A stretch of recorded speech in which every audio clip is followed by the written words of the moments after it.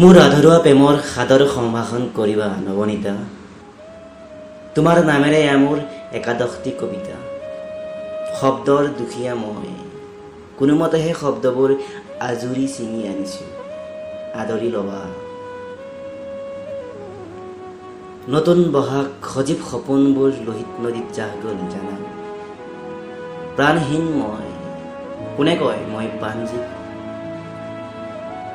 মোৰ জীৱন আধৰুৱা প্ৰেমৰ কবিতা হৈ তোমাৰ বুকুতে বিলীন হ'ল।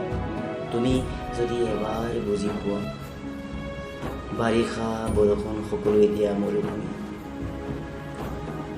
তোমাৰ স্মৃতিবোৰকে ৰোমন্থন কৰি কেকটাৰী জীৱনৰ অপেক্ষা মাথো সূৰ্য অস্ত যোৱা।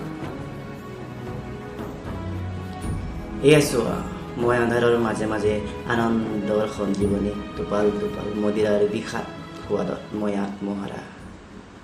কিন্তু বিশ্বাস কৰা নৱনীতা, আন্ধাৰৰ মাজতো তোমাকেই দেখিছোঁ। মোৰ জীৱনৰ নতুন ঠিকনা তুমি চাগে নাজানা। মুকলি আকাশ, ধৰিত্ৰীৰ কোমল দলিচা। মাফ কৰিবা নৱনীতা, মই সলনি হ'বলৈ চেষ্টা কৰি আছোঁ।